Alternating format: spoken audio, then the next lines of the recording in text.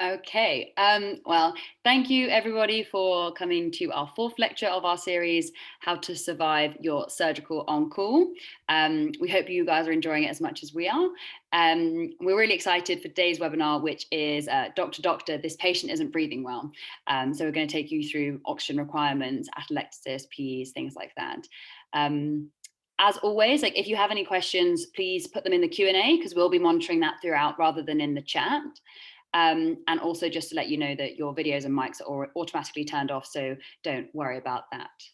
And so our lecturer today, I'm really excited to introduce because he's actually one of our committee, our newest committee members. He has been organising the small group teaching, which if anyone was interested in doing, it's basically taking what we're learning from the webinars and teaching you on more of a small group scale. So you kind of put everything into practice, puts you under a bit of pressure. But he is called Byung Choi, and he went to medical school at Barts, as it says here. He did his foundation program in Northwest London, and he had a placement in breast surgery, which I know is something that he's definitely considering. And he's also just got a very competitive CST post just on the outskirts of London at St. Peter's. So I'll hand over to Byung. I hope you guys enjoy the lecture. Thanks, Kate. I hope everyone can hear me okay. So as Kate mentioned, we'll go through some, again, some common complications that you might encounter as a junior doctor or F1 working on a surgical placement, in particular focusing on some breathing issues.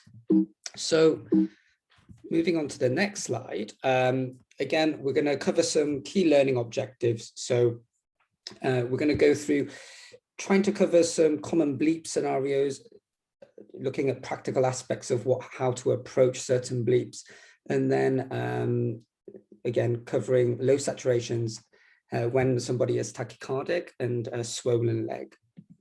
So starting with the first scenario, we've got, well, you'll be on call, you'll be covering the surgical wards out of hours, and you get a bleep from the nurse, and they're saying, doctor, I've got a patient who is dropping their saturations, possibly they're saturating maybe 90, 91, 92%. And so this is this first scenario. We have a 60-year-old female. They're saturating 92% on air, and they are post-operative in the post-operative period. Now, of course, an important part of any on-call shift is to triage your bleeps that you get. I'm sure you can imagine that on-call sessions can get super, super busy. And so when you answer a bleep, that's a really good opportunity to triage them and ensure that you're getting a good amount of information over the phone to help you essentially assess how acute that issue will be, and then off the back of that, you'll then be prioritizing. So for anybody who's desaturating, regardless of whether they're a medical patient, a surgical patient, you want to get some key other information. So, and just as a point, of course, if anybody has any questions throughout, just put them, as Kate said. But you want to essentially ask for any of their other observations, because that'll be important in terms of how you categorize them and their level of acuity. Have the nurses actually put any oxygen on if they were desaturating? How long have they been since they've been desaturating? Where are they in terms of their post-operative period? Is it day 1 or is it day 6? Because the number of complications that you can develop post-operatively will or can differ in terms of how common they are, depending on how many days you are post-operatively. Also, it's important to just, ask the nurse, what operation did they have?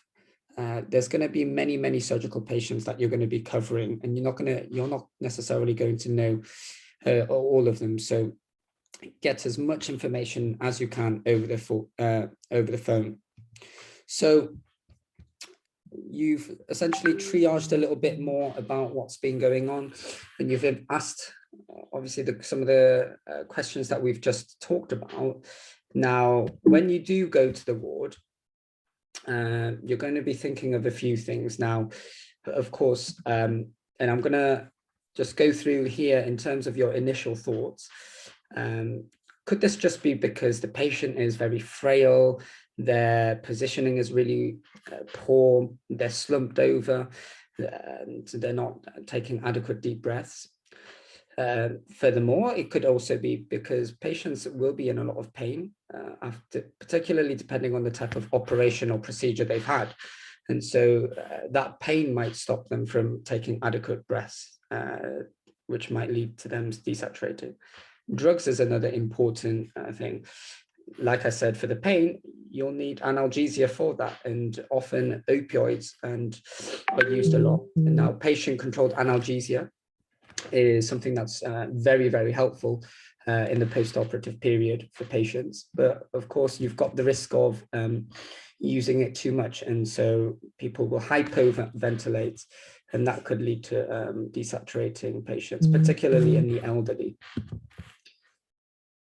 The next question is, could this be an infection or essentially atelectasis? Now, infection generally will come a bit later on in the post-operative period. It'd be very rare for patients if they're day 0 to day 3, 4 to develop any hospital-acquired infections.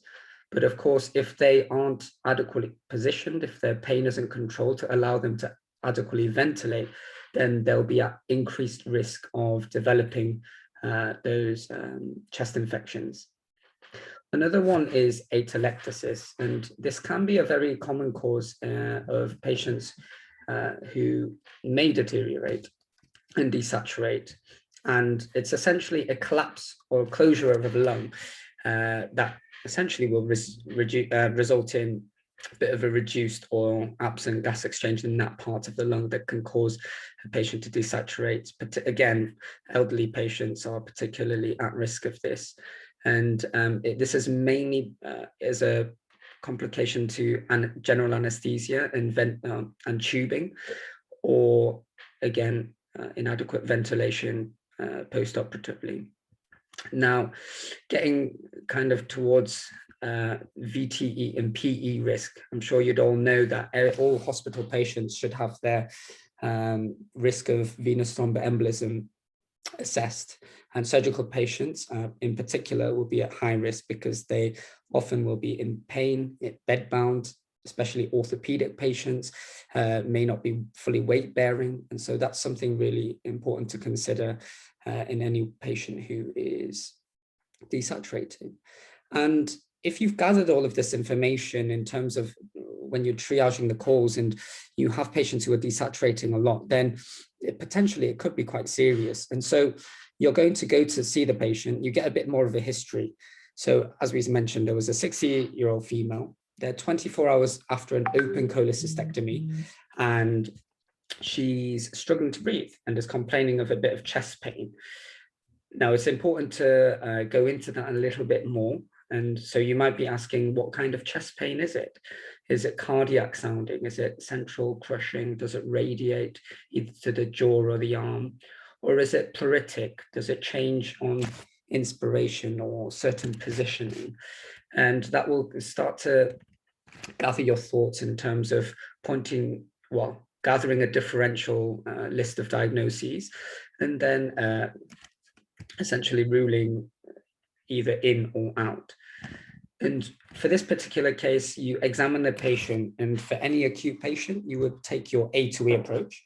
So you assess the airway. Now, if the patient's speaking to you, you can be quite happy and you'll get very used to assessing the airway, although it can be very scary when it isn't patent.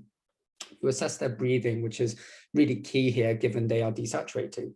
And so their respiratory rate is 40, so they are very tachypneic.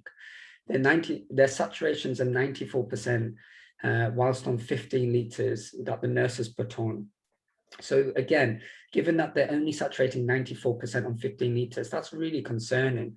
And this should be ringing some alarm bells in your mind as you go through this examination. Now, doing a focus examination of the chest, you hear some crackles in the right lung base.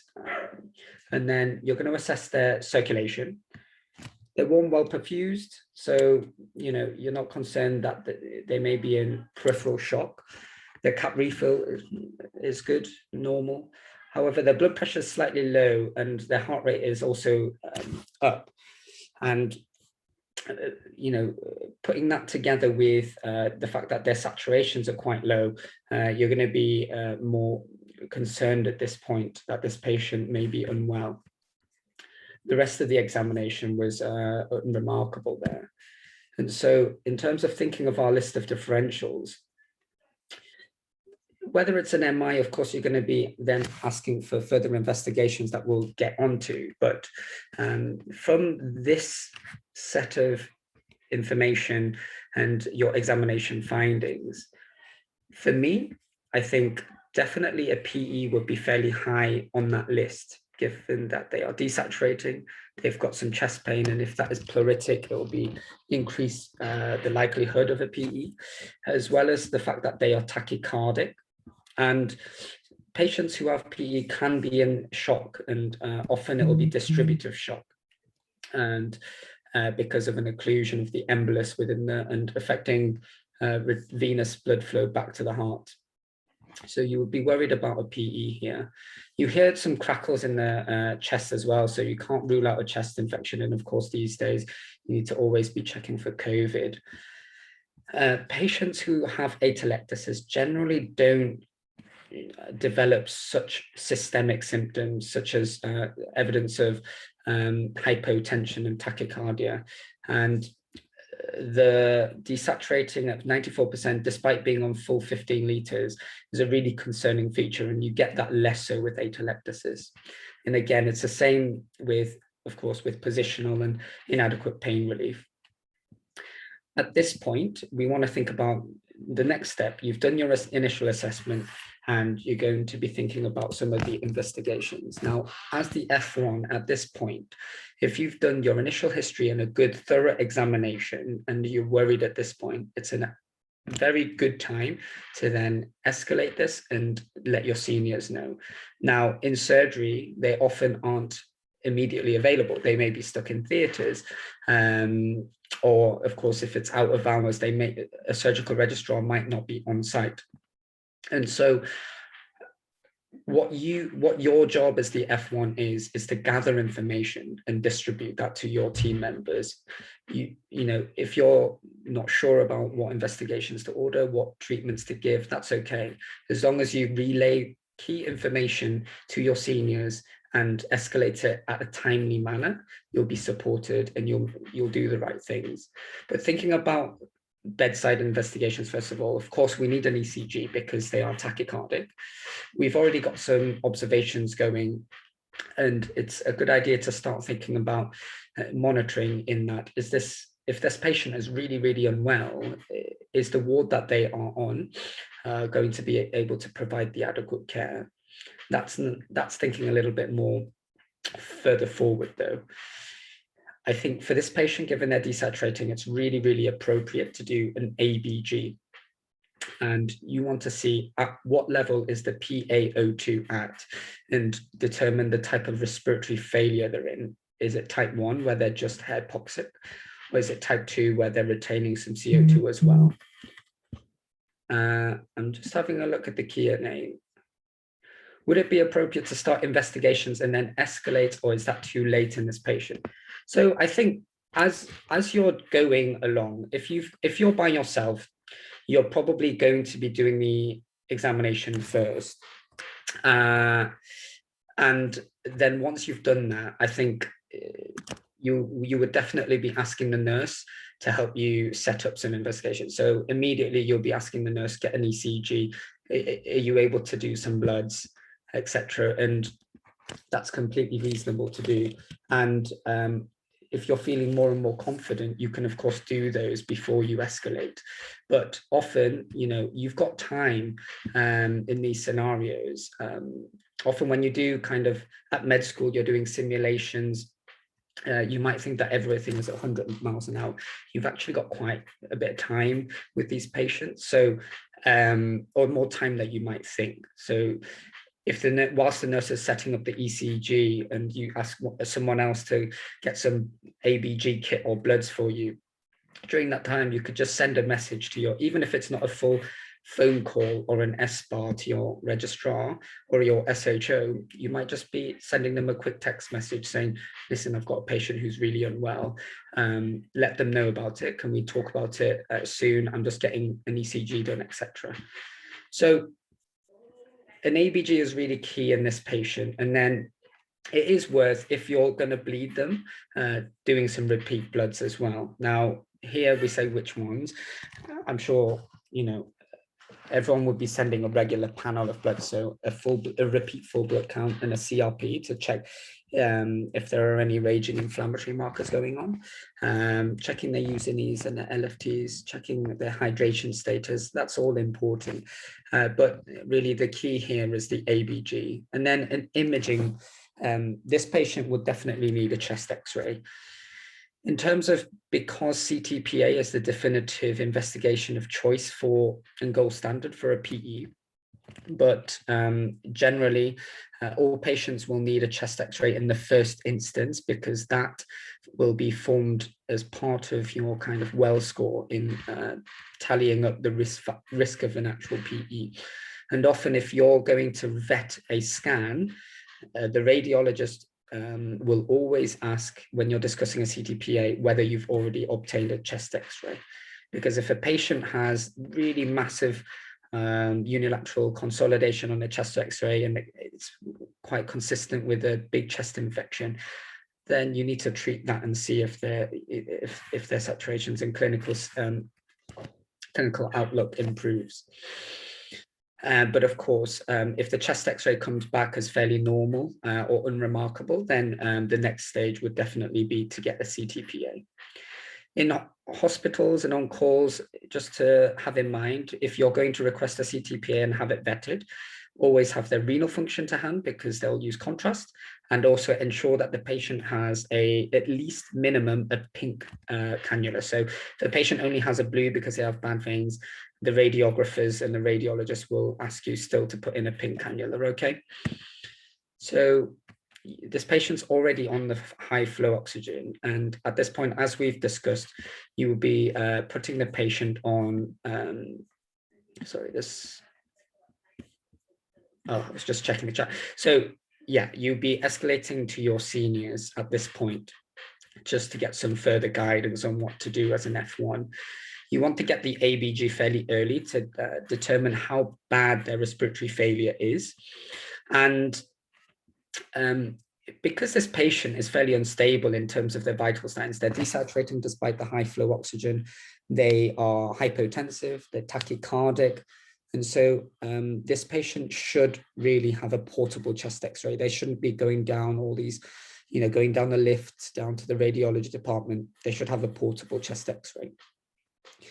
Now, of course, if you cannot get in touch promptly with your surgical registrar because they're operating, or you just don't have hands on deck, then as a PE is essentially a medical issue, then it's completely reasonable for you to then get help from the medical team as well. So even if you just call the medical registrar and just explain the situation that you've got and wanting some advice, or whether even if they could kindly come and review the patient, that would be also appropriate.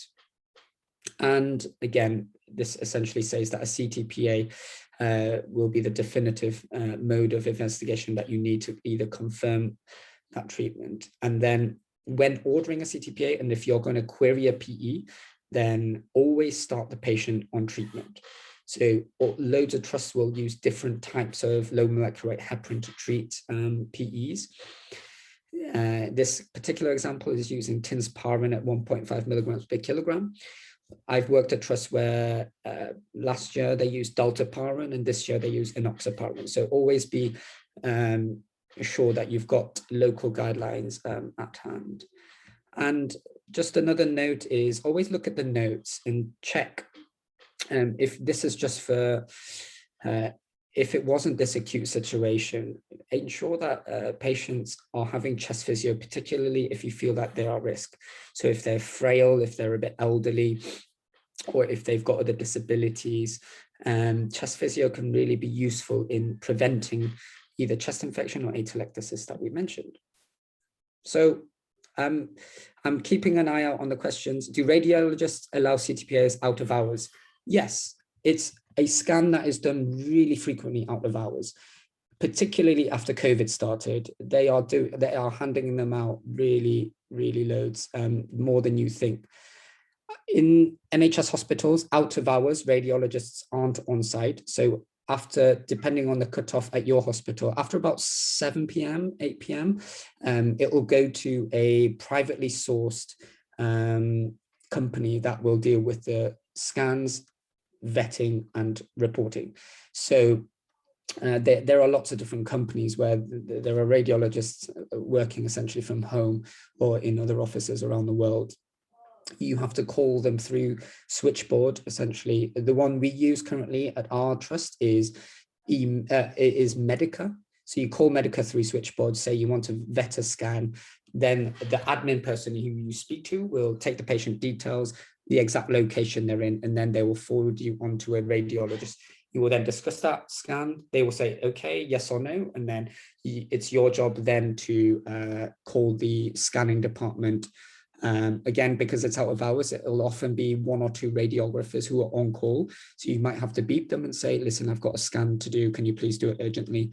And then it will be done. And then you'll have to wait for the report. So it is done very frequently out of hours, especially in A&E during these COVID times. It's been really common for that to happen.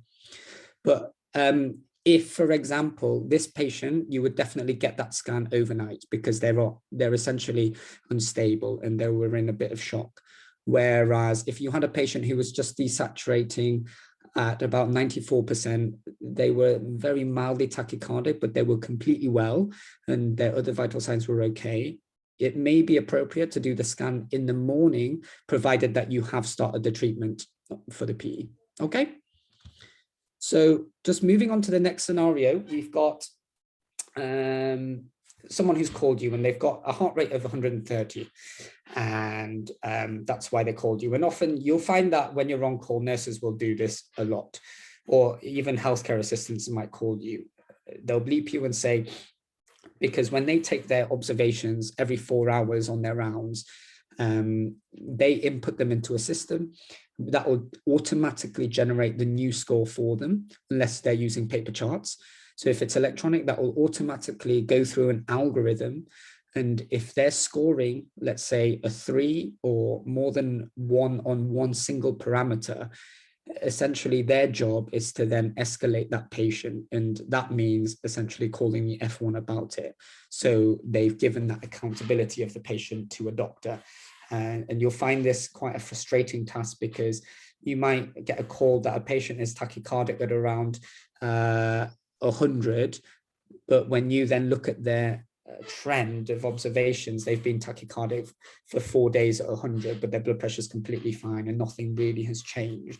And so when you get this sort of call, always, if you can, if you're logged on at the computer whilst you're answering the call, just look at the trend of their observations or ask the particular nurse, okay, how has that changed? When has it changed? When have they become tachycardic? So in this instance, we've got a 45-year-old female. She's tachycardic at around 130, and we're getting some similar information really. So again, ask the nurse, how does the patient look to them? Because they're the ones who have been looking after them since the start of the shift. Do they look suddenly drastically changed? Are they very pale now? Are they still talking to you fully? What are the rest of the observations? Because that will help guide, again, how acute this patient may be. What details the patient, so what clinical details can you find from the, get from the nurse? And given they're tachycardic, and this is something to note as well, once you've triaged and received a bleep, it's a really good situation, not only just to receive information, but to also then ask the nurses to prepare things or do things before you get to the patient and arrive there. So any patient who's tachycardic, or it could be any patient who has chest pain, it would be standard for the nurses to do ECG and have that ready for you on your arrival, but make sure you give that information over the phone. Otherwise, there will be times when they don't do it. And it's very reasonable also to, ask them to prepare a bag of fluids potentially, and you will prescribe it on arrival. Or can they prepare a set of blood tests, or can they get a cannula ready, for example? So you've essentially triaged that bleep and you're on your way to the ward and you're thinking, okay, this is a post-op patient who's tachycardic. What are the sort of differentials that we need to think of? Again, do they have any chest pain? Like, for example, in the previous scenario, if they've got pleuritic chest pain and they're tachycardic, you have to again think of a PE. Was their blood pressure okay? Were they in evidence of shock? So if they were hypotensive and tachycardic, and you're going through in your mind, what kind of shock are they in? Is it hemorrhagic shock? Is it septic shock? All of these things will be running through your mind. Again, if you're thinking of a septic shock, you're clearly thinking of a source of an infection where they might be tachycardic from. Pain, stress, anxiety, all of these things that come with operations will also lead to tachycardia in itself. But 130 is really fast for that. But again, think about pain relief. Because really good, adequate pain relief in surgical patients will lead to good outcomes. And moving on, so giving a little bit more background information, this patient's actually is admitted for small bowel obstruction. They're currently being managed conservatively, so they're having a bit of a spelling error there, but they're on drip and suck, so they've got essentially an NG tube into their stomach to decompress, and then you're essentially giving a drip and giving them fluids to maintain that, because essentially they'll be nil by mouth. And they are waiting for gastrographin, which is both diagnostic and therapeutic. To be honest, nowadays they're used more for therapeutic purposes for small bowel obstruction, because all of these patients will get a CT abdo-pelvis on arrival if you're querying small bowel obstruction, and the CT will tell you, and the radiologist will report on there if they've got a transition point that they can see where the proximal bowel is dilated and the distal, and that they've got essentially an obstructed point within the bowel. Gastrographin, if you're going to order it whilst on call, it will be near on impossible to do if you're out of hours. And essentially you would need to go down to the radiology department. You would have to speak to the radiographers, essentially where they stock it, because you'll have to bring that up to the ward, or essentially call porters to bring it up, and you'll need a chest x-ray or an abdominal films and an erect chest x-ray before and after giving the gastrographin. So it needs to be coordinated quite well. And often, because it's not used frequently, it will be a bit of a task getting that. But the patient, she's still in pain. She's got discomfort and distension in her stomach and abdomen, and she's just feeling really unwell, understandably, with bowel obstruction. So you then assess the patient, again, A to E. The patient their airway is patent, they're tachypneic, and often patients with small bowel obstruction, particularly if they've got a lot of abdominal distension, they're going to be quite tachypneic, because you can still get, although really you won't get full-on splinting like you would with ascites, you will still get that pressure on the diaphragm, which will cause you to take more rapid shallow breaths. But you're fairly reassured essentially by the fact that their saturations are 95% on air. The rest of you examine their breathing, and it's fairly unremarkable. Now, when you assess their circulation, they're a bit clammy and they're slightly cool. And although when you check for peripheral cap refill time, it's less than 2 seconds. Their blood pressure is 100/75, which isn't too bad, but they are tachycardic, and when you assess them, it's 125. Their pulse is irregular as well when you examine that, and although heart signs were not normal. their neurological status is completely fine, and the abdomen, when you examine it, although it's really distended and quite painful, there's no, essentially it's soft, so there's no guarding, there's no rigidity, and you're not worried about this patient then going on to potentially develop complications of obstruction, which could be a perforation and developing peritonism, and they're apyrexial. So moving on now, in terms of the differentials, we've essentially got a few things going on here. They're tachycardic, but they're holding their blood pressure just about. But your significant finding here is that their pulses are regular. Now, in surgical patients, particularly in patients who come in with bowel obstruction, which you would get fairly commonly if you're on a general surgical firm, they can be really prone to electrolyte abnormalities. And in such a case, you would need to be thinking of, could this be an arrhythmia, given that the heart rate and the pulse when you examined it was irregular? And of course, the most common cause is atrial fibrillation. But again, you're going to be thinking about other things. Now, just because a patient doesn't show signs of peritonism, it doesn't mean they haven't perforated. It could be a very small local perforation. So that should still be at the back of your mind. And that's something when you discuss with your senior, does this patient, if something has changed during their clinical course, have they suddenly become really tachycardic? Then it may be worth, or if the pain is just increase just a little bit, where the patient is telling you, actually, the pain is worse, I'm having the same level of analgesia, but the pain is just worse, it may be worth rescanning the patient. They are just about hemodynamic stable. They've got a normal cut refill time and their blood pressure is 100/75, but of course you want to be monitoring that carefully. I've got another question here. Do we get, so I'll leave that to Kate, but I assume that this will be recorded. Despite the patient, in terms of their saturations, they're saturating 95% without oxygen, but they are tachypneic, the respirator is 32, and they're tachycardic. And so, you don't want to be too quick to rule out a PE. But again, given that their pulses are regular and they've got small bowel obstruction, I think in this scenario, we would need to think strongly about whether this is an arrhythmia. Now, again, the key here would be as part of your assessment, again, hopefully before your arrival, the nurse would have given you your ECG, and you would want to assess that along with their vitals. In terms of blood tests, so here we're going to do some more specific blood tests compared to the previous patient.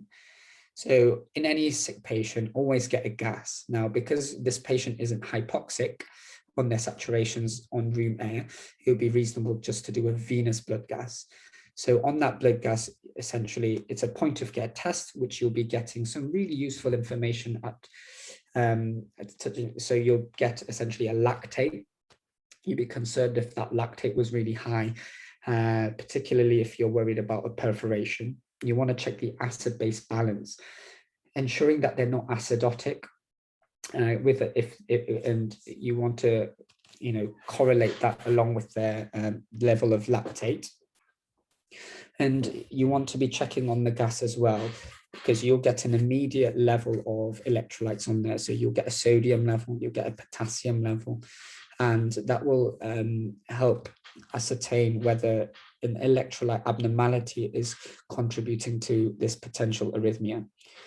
Full blood count using ACLP, LFTs are all reasonable things to send off, and you'll get those formal bloods back. And of course, you would deal with that when they come back. The reason why bone profile and magnesium is on there, because you're checking essentially for magnesium levels and phosphate levels, because again, with patients with small bowel obstruction, they are often prone to having lots of electrolyte abnormalities that include phosphate and magnesium. And if they are depleted of these, you want to replace them. And on call, as a practical note, in terms of what you frequently prescribe, magnesium can be given. Some trusts will want them to be on a cardiac monitor, but a frequent dose initially to give is 8 millimoles of magnesium sulfate. And you would write this on a prescription chart on the fluid section. So typically you would put 8 millimoles of magnesium sulfate in 100 mils of saline given IV, and it can be given over around 30 minutes to an hour. Any quicker, you would want them on a cardiac monitor.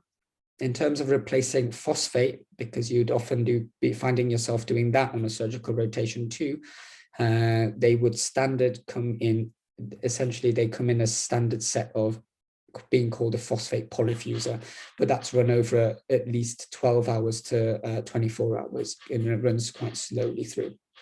So that's something to think about. And the next stage is imaging. And does this patient, an abdominal X-ray probably won't add a great deal because they've probably had one when they first arrived. If that had a bit of bowel dilatation, and you've already know this patient has small bowel obstruction, it won't really add a great deal. However, they will need a CT abdo-pelvis potentially, but that decision won't be guided by yourselves. You wouldn't be doing any CT abdo-pelvises for any surgical patients without running that by a senior first, and that'll come from them. I think there was another question. Do we have to state that they use bloods back rapidly? What is the procedure? So any hospital that you request bloods for, now pretty much all hospitals use electronic, at least for bloods, even if you have paper notes.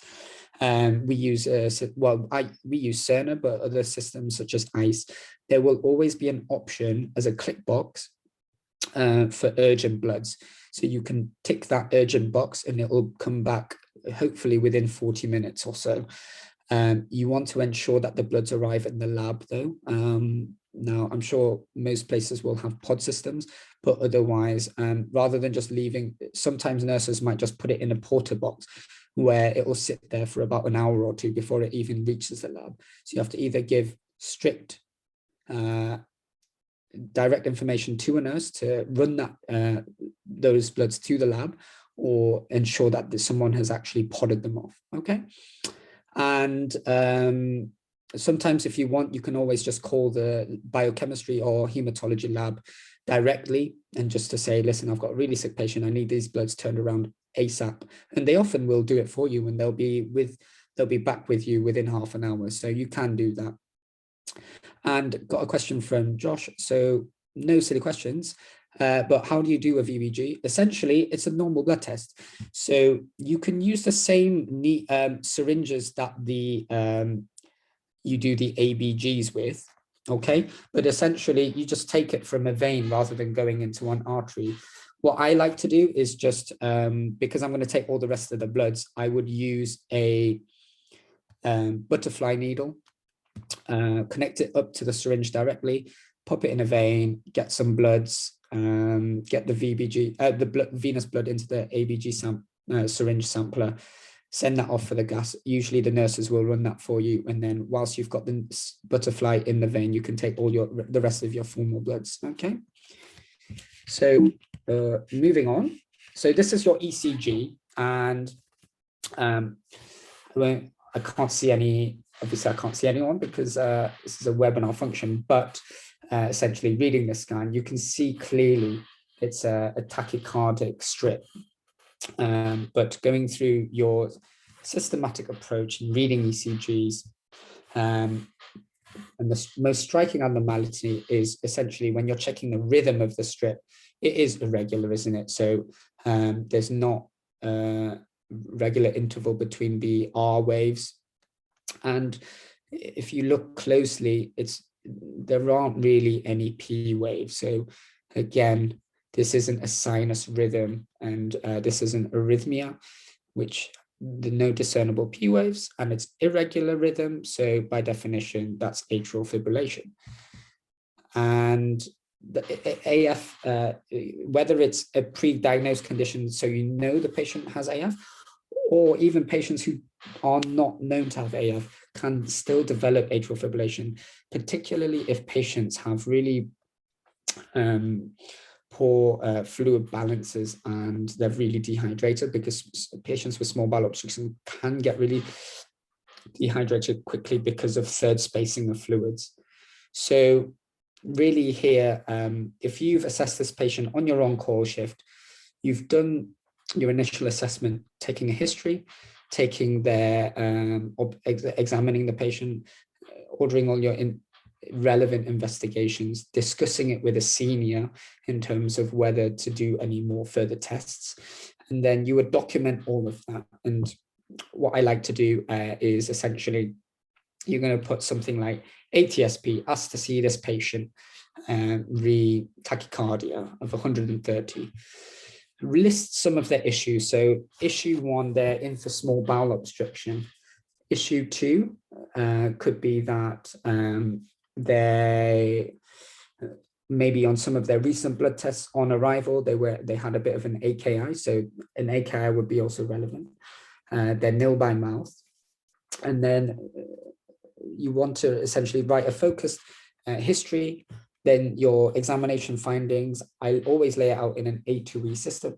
And then essentially you can write out any relevant investigations that you've got at hand. So write out your VBG results, write out your observations, write kind of your reading of the ECG, and then your impression. So here we know that this patient has AF. Could this be secondary to various causes? So is it dehydration? Is it electrolyte abnormalities? What may be the cause? Or if they've already known to have AF, they've just gone into fast AF. And now we need to essentially manage the patient.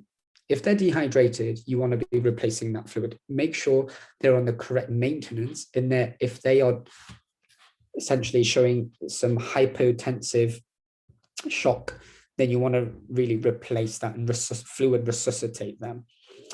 Particularly if part of your examination, especially if you've got an elderly patient who has really dry skin, they've got poor skin turgor, their mucous membranes are also dry, you want to be giving them more fluids. But again, let that be guided by blood test results. Replace any electrolytes and that's why it's important to do bone profile and magnesium. And you'll find that patients, especially in surgical patients who, obviously you've got kind of other medical reasons why patients may have been essentially starving for a good period of time. But if you've got surgical patients who have been nil by mouth for a huge amount of time, and you're suddenly introducing a TPN or NG feeding, there is that risk of developing refeeding syndrome. So you'll get doctors who will ask you, make sure you put out refeeding bloods. And the bloods that are part of your refeeding bloods is those that we mentioned, your Usinase, bone profile, and magnesium, to check for essentially potassium, phosphate, and magnesium. All right. And again, make sure they're in pain. Now, if they're still running fast, okay, if you've already done, and if you've done a medical job as an F1, or you get a bit more comfortable later on in your year, next year, when you guys start, you'll get a bit more comfortable in kind of prescribing some initial medication to try and control their fast heart rate, which is irregular. And so you want to ensure that their hemodynamic is stable.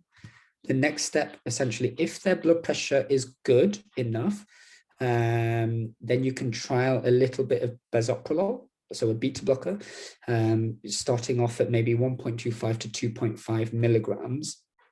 You would really be wary, though, of giving 2.5 straight away in an elderly patient whose blood pressure might be borderline, so maybe a systolic blood pressure of 100.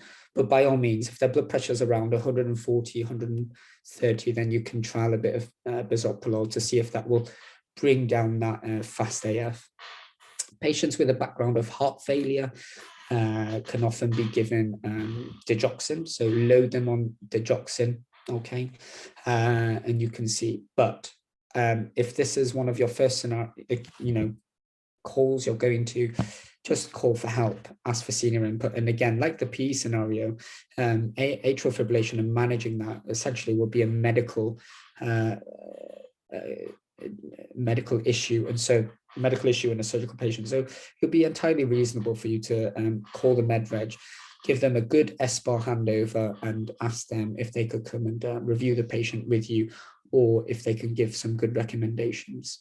Okay, so just looking at the time, this is just a quick ECG putting in an example of hyperkalemia. So surgical patients can develop electrolyte abnormalities. Hyperkalemia is a common scenario that you'll face on your on-call shifts. If you've got ECG changes, and just to bear in mind, ECG changes with potassium levels are fairly rare. So I've only seen, over the course of 2 years, I've only seen 2 ECGs where there've been some ECG changes like peak T waves. I've never seen anything as bad as this. This is just from Google. But of course, you want to treat it as soon as possible. You want to see why their potassium so high. So just review their medication, review potentially, are they nil by mouth?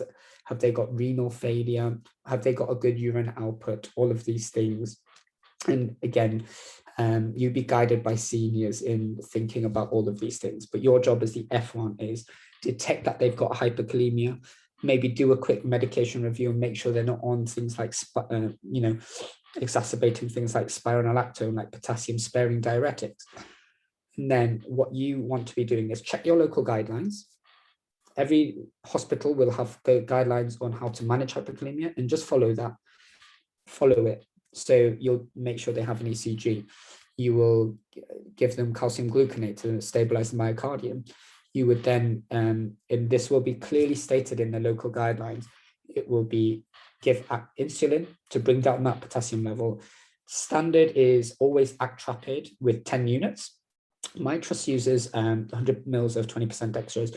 I've been at another trust where they use 50% dextrose, just check in the local guidelines.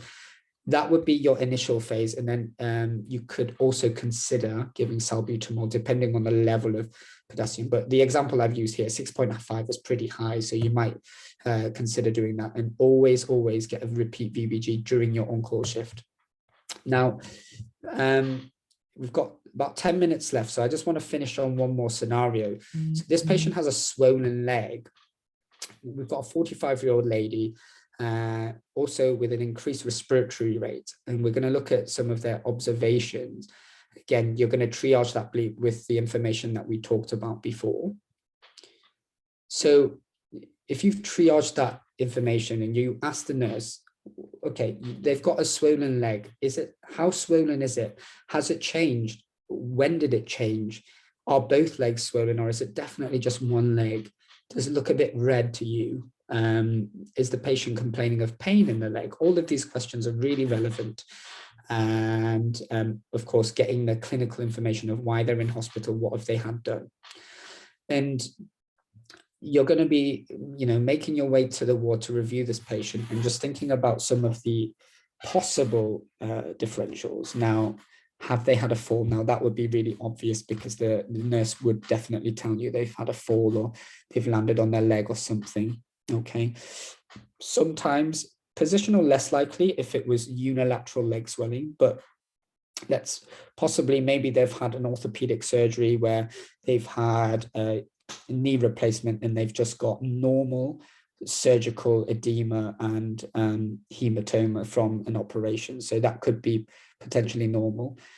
Is it infection? So have they developed cellulitis? Again, check the background of the patient. Have they got a history of diabetes? Have they got a history of peripheral vascular disease? And have they got risk factors for developing cellulitis? Or, of course, with any unilateral leg swelling, we're going to be thinking about a DVT. So here we've got a 70-year-old male with lots of comorbidities. So they've got diabetes, they've got ischemic heart disease, they've got hypertension, and they've been admitted for a neck femur fracture. And so this patient is really frail. They don't move about much. They've got a package of care where carers come in 3 times a day and they're not very mobile. And so he's not going to be eligible for a total hip replacement. So he's been listed for a hemiarthroplasty, and it is now day 4 after that. Now, 4 days after a major orthopedic operation, particularly with those risk factors, you're then definitely going to be thinking, actually, this could be a DVT.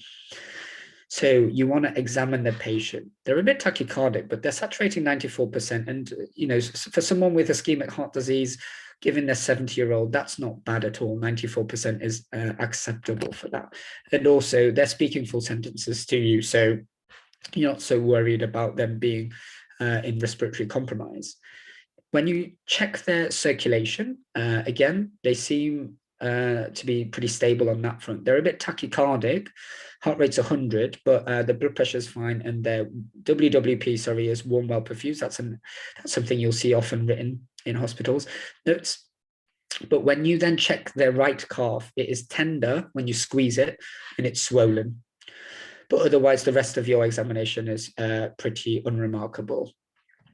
So again, I think really in any swollen, tender leg, you're going to be thinking, is it either DVT or is it an infection of the leg?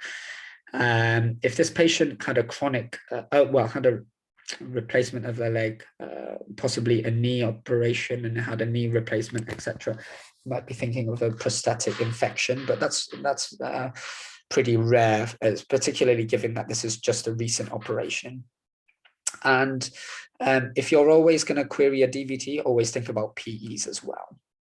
So we're going to be getting our vital signs. Because they're tachycardic, we're going to get that ECG again. And in terms of our bloods panel for this patient, we're going to be getting a VBG again, FBC using these CRP LFTs as a baseline of blood tests. FBC and CRP will essentially let you know, has this patient developed a big infection? Have they got a cellulitic leg, or worse, have they got infection of their operation wound site? And then you would request a D-dimer in this instance. Of course, we all know that D-dimer is a fairly rubbish test in terms of diagnosing anything, but it is a good negative predictive value. And if it's completely normal, then your worry for a DVT will go down massively. And essentially, what you would be thinking of is, what am I going to do? So in terms of investigations, first line imaging would be an ultrasound scan of the leg. So it would be a Doppler scan of the venous systems in that affected leg to see if there's a clot there. And if you're going to request that again, you want to then make sure that you have started this patient on treatment dose, whatever low molecular heparin your trust uses. CTPA only if you think that the patient is in respiratory failure. Like we said, their breathing was completely fine. Their saturation were 94%. I think it's reasonable to hold off on that. So as an F1, I think it's reasonable for you to be expected to think about well scores and do them. MD Calc is a great resources. If you just Google MD Calc, they have so many different scoring systems for everything from CHADVAS scores, Wells scores, your Centaur criteria, if you've got pancreas scoring for Glasgow scoring for pancreatitis, all of these things, you can just quickly get it up on your phone and just tick yes, no, yes, no. So this patient didn't have any active cancer.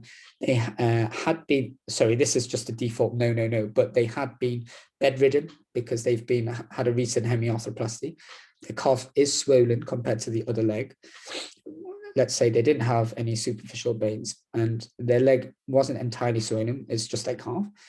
They've got tenderness along deep venous systems. When you squeeze that calf, it was painful. We're not sure about patagonia, but even if those few things were positive, that would essentially give you a well score that would essentially tell you to get that ultrasound scan requested. Okay, and then you want to start them on treatment dose.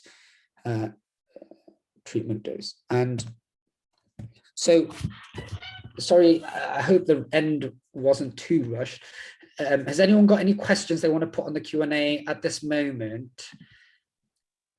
Thank you so much, Byung. If you want to check on the next slide, yes. I will just get everyone, please do the feedback. We really appreciate it. And also, if you do the feedback, it will generate you a certificate for attending the lecture. So double incentive to do the feedback. So please do that. Certificates. Woo. Yeah, like Byung said, if you have any questions, please check the Q&A. We'll be around for another 5 minutes or so, and we can answer any questions.